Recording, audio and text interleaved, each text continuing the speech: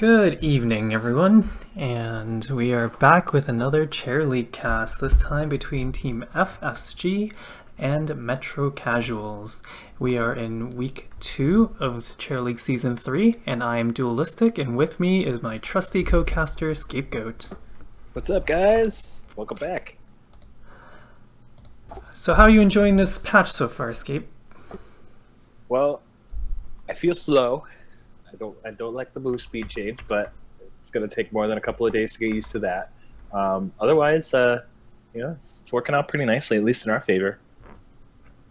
Yeah, I've been winning a lot on the new patch for some reason. I've been perfect on the new map, Braxis Holdout, so far, but we're not getting Braxis Holdout tonight, so no need to talk about it much. We have Infernal Shrines, which is one of the very standard maps in the map pool. It's a big map, and it's very objective-based, and as a result, you see Zagara banned. No surprise there. Her win rate did drop in Hero League since the patch, but she's still a force to be reckoned with in the lanes. And then we see Sylvanas banned on the other side. Once again, very good pick here. One of the top picks on this map for sure. The only one that I haven't seen that didn't get banned that would be a good pickup here would be Kerrigan, just for her ability to clear the shrine solo. Otherwise, they're left with Zool as a split pusher for a rotation, but they lock in Jaina first. How do you feel about a mage being picked that wasn't Li Ming first? Well, if there was a map where you would pick Jaina over Li Ming first, it would be this one, because all the minions kind of get in the way of Li Ming's skill shots, and then and Jaina of course has very good clear with 3 waves of Blizzard.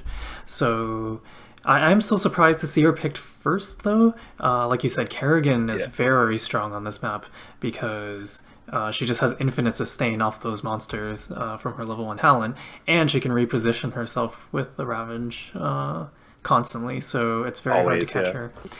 And so you see the response from Metrocasuals is to pick Kerrigan and Johanna.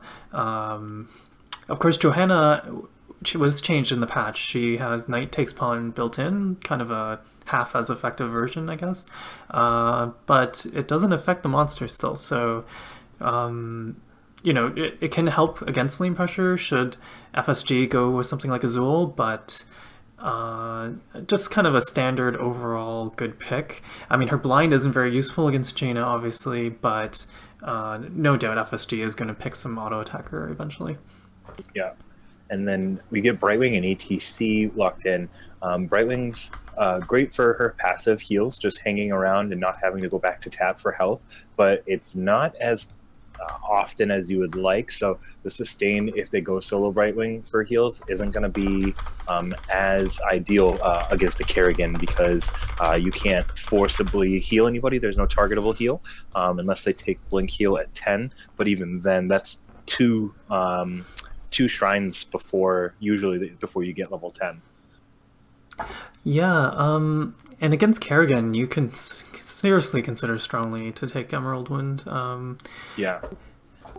It would help Jaina a lot. Like the Jaina versus Kerrigan matchup can be a nightmare. Although Jaina, if she can land her skill shots, can blow up Kerrigan quite quickly. So we'll see how that plays out. ETC is always strong. There are those 4 kind of choke points around each shrine, and I guess on the top shrine there are actually 2. So the interesting part about picking up an ETC, though, is that he's great for moshes, great for zoning. He has a rather low health pool, and you usually pick up ETC so you can not only abuse the mosh pit, but abuse his trait of giving the additional attack speed. So that also reads auto attackers, which they've already pre-selected Johanna in the first round. So you probably don't want to see auto attackers come up on your team as often, as much right now. Yeah, I don't know. But Zool and Morales were banned out in the mid ban too. I'm surprised Zool didn't get scooped up by either team because they're sort of lacking the ability to push a lane. They seem that both teams seem like they can take a lane, but if they're trying to fight against somebody in a lane, I don't know as of right now which team would be able to take a lane. I'm not sure. So then, okay, so I kind of really like the way Metrocasuals is drafting now. I don't really get the Morales ban because like she doesn't go well with Kerrigan or Johanna really. Like she doesn't really want to be moving up to heal Kerrigan. That puts her in a very compromising position usually, and so they went with Falstad and Lily. Of course, I don't remember the last time we saw Falstad make it to a second phase. So, and he's obviously very strong for this map. It being a big map, he has the mobility, and with the mount speed, nerf, his mobility is even stronger. His ability to fly anywhere on the map, and he does have one of the best counters to ETC. Yeah, that's right. Of course, with the Gust. Gust is kind of his main asset, where he can just reset a fight or force a fight anytime he wants. And by picking Lily here, they got double blinds, kind of really locking out the auto attackers, which you were indicating that FSG were likely to pick with the ETC. And you see that Sonya, although not strictly an auto attacker, I mean most of her damage comes from her W, but she still needs to hit to generate her rage. So against double blinds and being a melee hero, she can't avoid it, so it's going to be very tough for her. It's going to be a tough game for her, I feel. Now, of course, Sonya if they stagger him.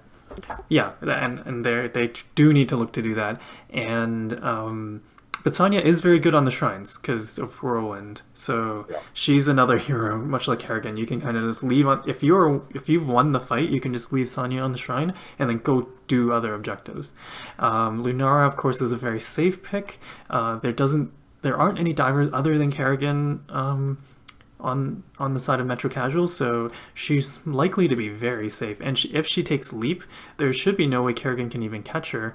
And if she takes Spell Shield on top of that, she'll be super safe against Kerrigan. Yeah.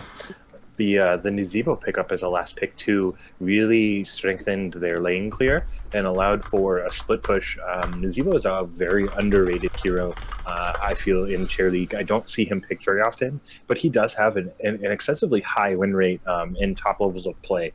And to see Nazeebo being picked up here really brings some confidence back to their ability for laning.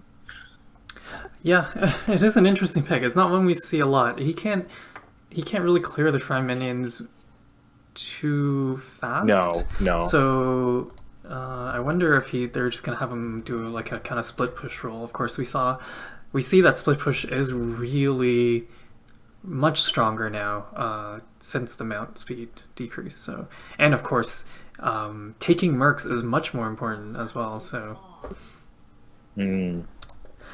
Yeah, it'll be very interesting. Looking at these drafts though, I think I favor Metrocasuals just because the double blind should really render Sonya pretty useless, and Johanna, of course, is a great counter to ETC, and they've got Gust on top of that, so good moshes should be pretty much impossible to land. I mean, they could cleanse with Brightwing and buy that 1 second, but other than that, I don't see him landing many good moshes. And then so that leaves maybe Kerrigan can probably try to jump on Jaina. Like I said, jumping on Lunara might not be the best for her, and then everyone else can try to deal with the rest of the team. So that's how I envision it going anyway. If they do land a mosh and they are able to get Johanna Falstad in there, the only other option would be for Kerrigan to launch off her stun. And even then, the amount of time that would take, a couple of seconds, just being able to drop a Blizzard from Jaina or even a follow-up Ring of Frost when they see the area of effect for the stun, you could just follow up with Ring of Frost and then continue to barrage them with damage off of Lunar and Sonya. So it's definitely possible, but I do have to agree with you that Metrocasuals does have a favorable draft here, especially for the Shrine clears. But again, just one or two hero deaths can really swing that. So even though the comps look one-sided, the fights can definitely be pretty even, especially when skill level comes into play. And we talk about all the different factors once we get into the game. Yeah, and the game is loading. Yeah. So on Infernal Shrines here, if you guys aren't familiar with it, this is a classic 3-lane map. One of the larger maps that we have on HOTS in the Nexus. You will see the 3 separate areas for the shrines. So they will activate. They'll spawn skeletal defenders, guardians, monsters, whatever you want to call them. And the first team to defeat 40 of them will summon a Punisher, one of 3 kinds, to push the lane. Difference to these Punishers from other objective like bosses and mercenaries is that they focus on heroes more often than not. So it's really dangerous for a hero to try and stop the Punisher. So once this Punisher comes in, you kind of have to play a little bit differently as opposed to the rest of the game. So just introducing the teams. Yeah. On Team FSG, we have Spogino on ETC, Leviathan on Lunara, J-Mark on Jaina, Brickhouse on Sonya, and Genzors on Brightwing. And then over on Metrocasuals, piloting Lee Chuan, Kerrigan is being played by Zoso Black Dog, Montius is playing Nazebo, Rictator is on Johanna, and Falstad is being played by Maven. We see the 5-man Deathball from FSG, but we see the immediate split from Metrocasuals, so they need to be really careful here. Yeah, they're just not looking to fight, and there's really no reason to. This kind of posturing at the beginning of the game might net you a kill, but it doesn't really mean much even if you do. So, oh, Nazebo does come up and join though. Nazebo did come up here, but that was Kerrigan. That she tried to ravage in onto Lunara, and then she had no escape. She couldn't even go back and like ravage onto a minion because it was on cooldown. So a little bit aggressive positioning there, but they were still down a man. They knew that Falstad was up top, so they probably shouldn't have positioned that way. Yeah, they didn't see all 5 members, I guess, so there's no reason to take that fight. But like I said, early kills really don't mean anything in this game, so like experience is completely even. So it didn't really do anything. No. Early kills are worth less than 75 experience. I think there were 74. We see Kerrigan trying to set up a gank on bottom, but Jaina is very far behind her wall. Of course, it's hard to gank Nazebo's lane because he pushes it so far out. And then mid lane, she can't get a gank because there are 3 people there. So as soon as she jumps in, she's going to get polyed and ETC stunned. So what's she going to do?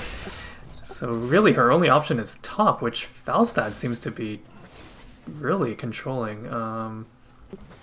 It is kind of going to be a kind of hard lane for Sonya. She has to kind of stay at her wall and just clear up the minions whenever she can with Whirlwind. She had to tap just before this shrine phase, so I'm not sure how FSG plans to take this. Yeah, it's going to be a little difficult having just Brightwing as that solo heal. So tapping, although not recommended that early, was probably her only option because of nice how 3-man stun quickly from this came ETC up. there. Yeah, that was a pretty nice stun. But, And they Kerrigan just missed her kinda walk combo. out. You can tell that that first death has made her play so much more timid, and she's missing her combos now as a result. And now she's being polymorphed. She's gonna get stunned. She got power slid, speared, and polymorph. So triple root, whatever you want to call the spear. And Maven's gonna go down here as well. Oh no, he got the barrel roll Yeah, up, so nice. he was able Got the to shield. stop that damage over time from Lunara. Very well played. I bet Lunara's walking around like, I'm waiting for the ding. Yeah, Waiting for why the is ding. he not dead yet? But Where's it my looks XP? like FSG is going to win this shrine.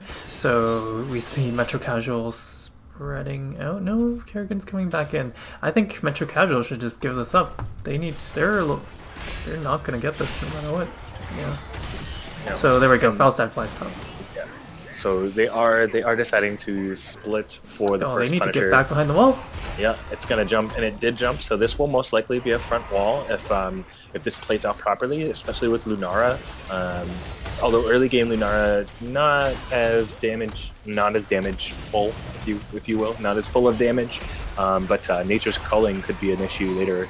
But that triple root and the quadruple stun from ETC just really put a lot of pressure on them. That was intense. They were so grouped up, and Yeah. you know, a healer like Lily needs to be, you know, within the vicinity to throw out her heals, but I don't think there's reason for her to stack up that heavily. And so we see that at the end of the first phase, we have about a half level lead for FSG, which isn't devastating. They can definitely catch up, especially right now if they're doing what Nazeebo's doing, which is getting camps.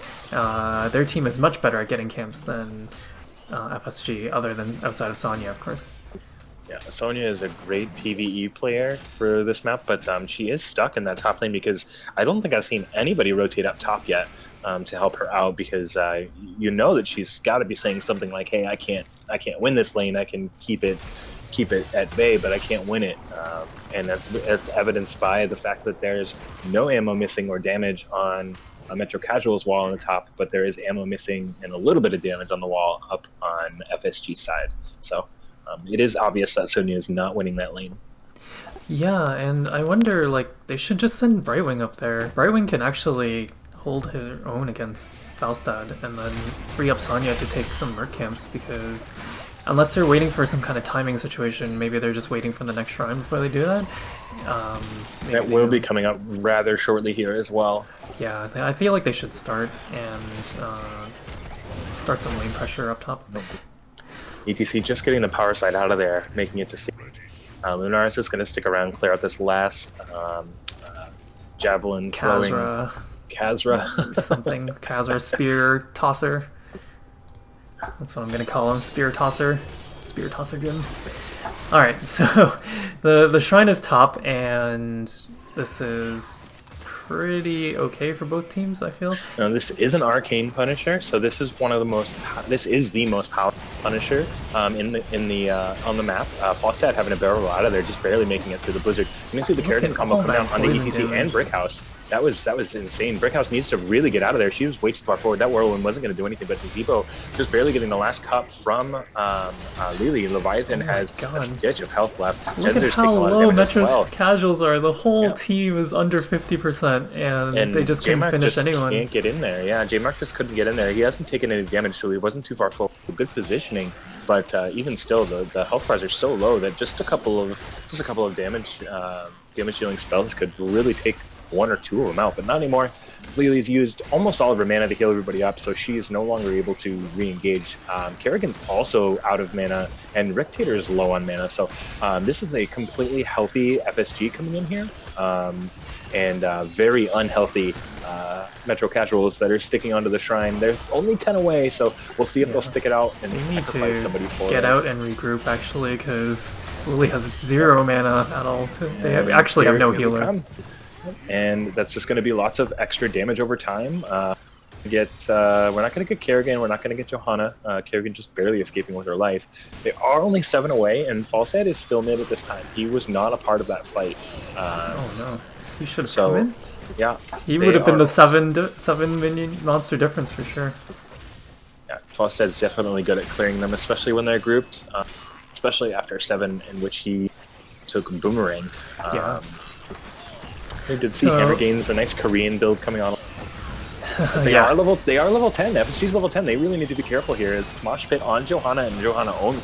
Falstad's not able to gust yet. They don't have it. Kerrigan's gonna go down. Johanna's gonna get out as nope, not gonna get out. We're gonna see the leap come out from Sonya. Ring of Frost is gonna whiff, but that's just a warning shot there. So they end up taking the Punisher, and this is the Arcane Punisher. You're gonna see how much damage this Punisher does on his own. With the revolving arcane rifts on the bottom. Yeah, the arcane sentries are just brutal. If you ever stand in them, your healer's gonna hate you forever. So they are bringing it down pretty fast. So it looks like just the front wall, unless they give up more kills. But they are 10 now, so and they are down several heroics on the side of FSG, so they need to back out. They did give up Gargantuan and Maelstrom doing that. Yeah, that prior to the engage. So. Yeah, there was a nice W. I don't know what it's called on ETC to knock her back as she jumped in. Face melt. Face melt, right? To knock Kerrigan back as she jumped in to try to get that Maelstrom combo off. So it was completely wasted. One thing I will commend the Metrocasuals on, though, is the initial fight up top where they won. Johanna was being really ballsy on fairly low health, and she just knew the limits of her hero there, and appropriately ballsy, I would say, appropriately aggressive, as she just kept chasing them out and escorting them out. Nazeebo is trying to take this bottom Merc camp, but Sonya and Brightwing figured that out. But Falstad actually goes down in the top lane to ETC and Lunara there. But that leaves a 4-on-3 down here, so we'll see. We'll see how this goes, and that's going to be Jaina's Ring of Frost again. Pretty off-centered there. They gave up the mercenary camp, so they will not be getting that. And Nazeebo just kind of walking up front, getting all of his damage in onto the minions, trying to get, I believe, took Death Ritual. Yeah, we took Death Ritual, trying to increase his maximum health and mana here. You're going to see the Whirlwind come down, and Nazeebo is going to get obliterated there off an Arcane Flare, and a Whirlwind, and Lunara actually going to go down as well. I believe that was top lane. Yeah. I did not see that though. Yeah, I mean, just probably the boomerang caught her off guard. Now, level 13 has been reached by Team FSG. So we see the level 13 talents coming in: Shield, Dust, Unfair Advantage, Ice Barrier, Showstopper, and Mystical Spear. Kind of unusual to see Showstopper, I think, but Ice Barrier is pretty standard against Kerrigan. Yeah. The Showstopper seems nice. Slide in to get just about anything done for their team, because he does need to get the stuns out for Jaina to land her combos and for Lunara to get several auto attacks off. So definitely nice. not. Oh wow, that was. Oh no, the Emerald Wind pushed them out of the mosh. That was very counterproductive there. Lots of damage onto Zozo, but Dorsch does have Jugs out. Jugs is over. So Kerrigan needs to be jumping on minions to heal up. Yeah. She is a little bit low on mana though. Yeah. But that was a nice She didn't take the mana refund talent either at 4, so. Yeah, and that's usually pretty standard on this map. You see that you take the mana refund and the healing at 4. Maven getting a really long spear, having to barrel roll out of there. 2, that's their tank that's gone, so now it's a 5-on-4, but Jaina did have the heart, so it's 4v4 now. Seeing lots of damage going on. UGZ did get blinded. And that's going to be a Mortar Punisher for Metrocasuals. But Lunara was doing so much work that fight. Like I was kind of saying in the draft, it's gonna be hard to kill her and lock her down just if she takes leap, and that's exactly what she went with. And you could see her just bringing down Johanna, like one of the tankiest heroes and elusive heroes in the game. It would have been nice to see the coordination between Lunara and ETC taking shows low on face melt in 13, because that would enable you to combo off several different ways to be slowed with Jaina, Lunara herself, and ETC, so you could proc that unfair advantage at almost any given point that you wanted. So that would have been nice to see that at 13 instead of Showstopper. Yeah, and you see at 13, Lily took Elusive Feat, so she's feeling a bit of pressure, and Double Strike for Kerrigan, which is standard, Toads of Hugeness, and Hold Your Ground, which is interesting, and then Flow Rider, which is standard. Kerrigan's getting the gust came out just a little bit too late. Kerrigan is going to go down there. Came out from Sonya and Lunara there, and you're gonna have a 5-minute rotation down here, down to the mid. Leap's gonna go down on Lily. She's gonna get speared, damaged, leaped, and destroyed. Unstoppable comes out on Johanna. She is gonna get away here, but that's just enough pressure to get them back and win that lane. Allow these mercenaries to push and allow them to rotate. Nazeebo trying to repeat a situation down on the bottom, using Gary again to clear a mercenary camp. Not sure if I agree with using the ultimate to clear the mercenary camp. It has a very short downtime, so it should be okay. Like, by the time it ends, you're about like 20, 25 seconds or 30 seconds away from getting another one, so you'll be fine. About that mid jump, though, the Metrocasuals should have been aware of that. I mean, Falstad gusted them downwards, and then they didn't see them on the map after that. Like, there's basically no other way they could go. They could either go back to their side of the map, or they could go down and gank the 2 people mid. So it was pretty obvious which one they were going to do. So I hope they identify that is something they need to call out. Maybe Falstad needed to say, okay, I they're gone. Like, you guys need to back off or whatever it is. Yeah. And Kerrigan actually went all the way back to the keep to tap after taking that mercenary camp instead of just hearthing. I mean, she is here exactly on time, so she wouldn't be late. But even still, that tap maybe would be beneficial a little bit later. It is a 2-minute cooldown. Yeah, and they don't have the well up top. Wow, ETC attempted to go in for the power slide and the mosh, and then Ring of Frost comes down onto Johanna. That's a leap that goes in onto the 4-man, the 4 and the 5 stack on Metrocasuals, but they're actually going to lose both ETC and Sonya, their main engage heroes. So this is going to be a forfeited shrine, as Sonya's down for another 30 seconds and ETC's down for another 25. These jugs have been doing so much work. Okay, I think FSG needs to reconsider how they take fights, because they're leaping in, they're going with ETC stuns, and then they have nothing for the jugs. They need to save leap for the jugs, I feel. So it's easy. That's going to be the easiest way for them to stop. This is going to be leap. Yeah, so they need to just bait out the jugs with ETC stun and mosh, and then jump the jugs, and then they can take the fight from there. Now, Falstad is choosing to defend mid instead of pushing with the Punisher, and which is great, because they probably would have lost that fort if they stayed there for a couple more seconds with Nature's Calling. Yeah, and he could just go back right now, which is something I'd like to see him do, but he's going bottom. He should go join his team, I think. The Punisher's still very healthy. And he does have Gust up too, but Fly is down.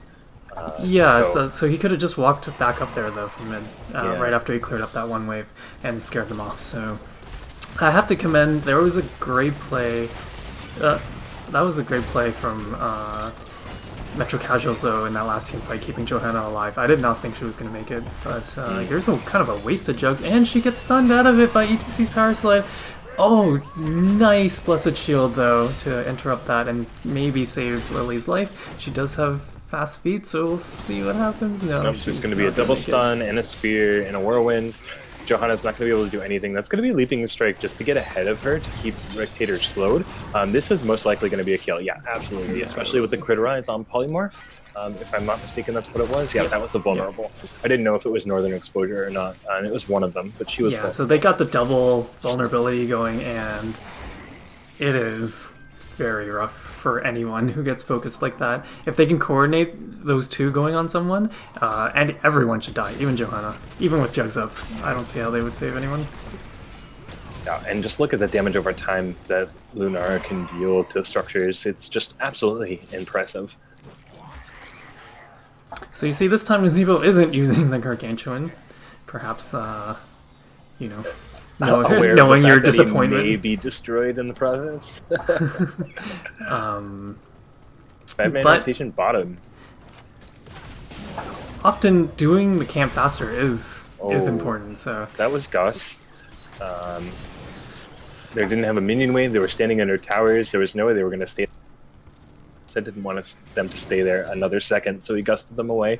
Relatively short. He just thought maybe he was going to be in trouble, so he just did a safety gust. It's a pretty short cooldown. I mean, it's longer than it was previously, but it's still pretty short. It should be up before they want to fight again, as long as they don't get caught, which they're in a very precarious situation without Nazebo here. So Nazebo is showing in lane, so they do know this is a 5v4 here that they can take. So why are they so far ahead? 6 seconds as well. Yeah. Like, they're totally in engagement range. You have to think about these things, especially if you're playing not the tank, essentially. If you're playing anyone other than the tank, you should think about what range can the enemy engage on you at. And with Leap, it's a beautiful Ring of Frost that comes out from Janon and Nazebo, and that looks like as well.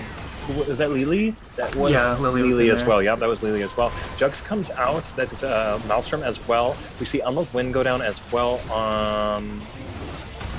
Nice double stun combo from Kerrigan. It's a great double stun, and that is going to be a 2 for 1. Nazebo did go down here, but Sozo's diving right in onto Genzer's. She's going to get critterized, and Fawcett's going to try for the follow-up here, but he is just going to take all the damage from the wall. So is Sozo Black. They had no minions in the fort, and they were between a fort and a keep wall. And Johanna had already backed off, and she wasn't tanking either, so there was, That was just, Yeah, there was some they got lack way of too big for coordination their there. britches there. And Yeah, we saw, it was impressive that they managed to turn the fight around in the first place, having lost a person right away. But it was once again, I think, a misuse of the leap. She didn't leap onto Lily, who had the jugs up. She actually just leapt on some other target, and thus the jugs got full value once again. And then they should have lost the fight, but ended up turning it around because of some over aggressive diving. definitely need to coordinate when you're leaving a fort with your team, especially if you're the tank. Whereas not only deal significant damage, but they slow you to deal even more damage. So Yeah, I very, wonder. very I wonder what difficult. happened there. I would have liked to listen to the voice communication in their voice channel, because I wonder if the captain was saying, back off, and then Johanna listened, but the two assassins didn't. So Yeah, they walked right into tower range and then turned around, and there was a fort, so there was just absolutely nothing they could do other than not go in. yeah, You do see 20 picked up by both teams. We are going to see the Boundless Stride. I do like that on Lunara, the double refresh on her heroic. So if you're able to time them properly, you can actually get off 3 or 4. That's a great mosh onto Kerrigan. The Gust is going to go down a little bit too late. That is Jugs they are and so Gust. stacked. It's gonna be like a 4-man Punisher stun if they stay like this. Yeah, and that's Falstad that gets just destroyed after the Punisher jumps in and ETC stuns. That looks like Johanna. Yep, that was Johanna. They got critterized, but they're just going to back off here as Gary goes down. Poor Gary. So that was not that bad for Metrocasuals. Surprisingly, they haven't lost this fort. And For a 21 minute.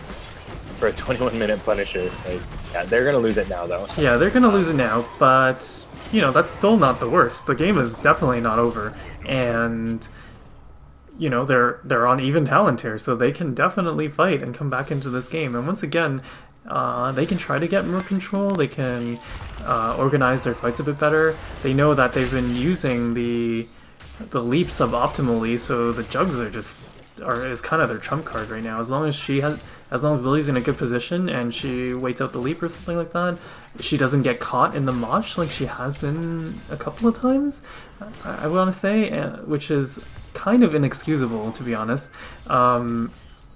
They should win. They can win the fight and win the game. So it is definitely not over, despite it looking kind of grim for Metrocasuals. And structurally, as far as forts are concerned, Metrocasual is ahead, but they have lost keep, so that is another structure down. So as far as total number of structures, they're even, but PFG has, is it PFG? Is that it? FSG. Yeah. FSG is ahead in the keep game and already have catapult minions pushing down the middle lane. So they're always going to have somebody that has to go back and respond to that. It's just going to create some pressure, unwanted pressure later on when the shrines come up, because they're not going to want to leave and clear the lane. Yeah, it's going to be quite the problem for Metrocasuals to solve. Luckily, they have Nazebo, who is one of the best at kind of, pushing back the lanes and giving it enough momentum that they can try and fight at a shrine. But they're going to have to try and rush these shrine fights quite a bit more, which is not something they necessarily want to do. And of course, they could leave Falstad somewhere and just fly in later. Same with Brightwing. So the options available for both teams, but you do see them start the tower right here. That is a mortar Punisher as well. Probably the weaker of the three, but still 23 minutes in will deal a lot of damage. Yeah. That is going to be leap just to disengage, so that's down. So Jugs is free to go off, and it is a very early Jugs. Everybody's full health right now. I don't know who she's healing or where the Jugs are going to, but they are being sent out. They still do have Gust though, so they do have quite a couple of powerful team fight ultimates to work around. Now, if FSG is not comfortable with this, fighting this, they should try to not force it. Right Where's here. the Gust? Gust There we go. is going to be able to get them out of there, but that's a beautiful Ring of Frost to follow up to make sure that the Gust didn't do it. That's going to be 3 numbers. God, Jaina destroyed them there. Absolutely destroyed them, as well as Lunara dealing all that damage over time. Destructible is procced here, and she does have wait, that's Wait, Indestructible. what's the ability that gives? She didn't take that ability. She took indestructible. When she takes damage while she has a shield, she gains health. Oh, She just gained I don't know. so much health off those basic attacks, but she doesn't have that ability. Oh, she took Laws of You mean the Hope. Never shields. mind. Okay. Yeah. Yeah. Laws of Hope was the ability. Okay, yeah. Laws of Hope is So pretty standard. Oh, they gotta be really careful. They had no business being at that fort. So the problem there was, like, the jugs were just blown too early. They couldn't negate any of the Jaina damage. They were grouped up for, once again, like a 4-man mosh. They need to spread out. A couple of times they've just been so tightly packed. It's yeah, there's been a 4-man stun twice that I've seen off of just an ETC powers, and the first one was predicated by a 4-man stun from a Punisher. So Yeah, definitely lots of 4-man stuns going on here. yeah, they just need to watch their positioning a bit more. The game is still not over. I mean, they might get this key, but oh, nice Emerald in there actually. But That was great for the Falstad, disengage. does Falstad have his fly? He should try and fly and force this fight. Yep, he does have epic mount, so that would have been beneficial. Oh, but that is what going to a be Death ring! Metal with a ring, and that's Oh going to my be Falstad God. going down, Lily taking a lot of damage. That's going to be Nazebo going down. Kerrigan's going to go down. Sonya is going to leap in onto Johanna. She is not going to go away. She did have the Unstoppable, so she was not stunned from that leap, but that's still a lot of damage over time. Lunara trying to get the chase, but the Unstoppable is going to get procced again. Just going to make it back, but this right here is a possible 4-man push onto the keep This is as it game. already has. Yeah, it already has lots of damage down on it. 40 seconds left. This is definitely a game, unless Rictator can get some amazing plays off here. No, Not this gonna is be not going to anything be he does. possible. Yeah. And you know, it was good. Like we saw Metrocasuals definitely had some great team fights, and some of the blessed shields from Johanna were so key.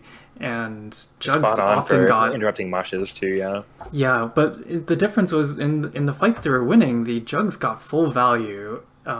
Like in the middle of a fight where everybody was low and she just healed like Kerrigan and Johanna and everyone back up. And the fights where they lost at the end, he was just using the Jugs too early. And like, Sonya didn't even have to leap in to interrupt them because she was healing one person at most, and it just wasn't doing anything.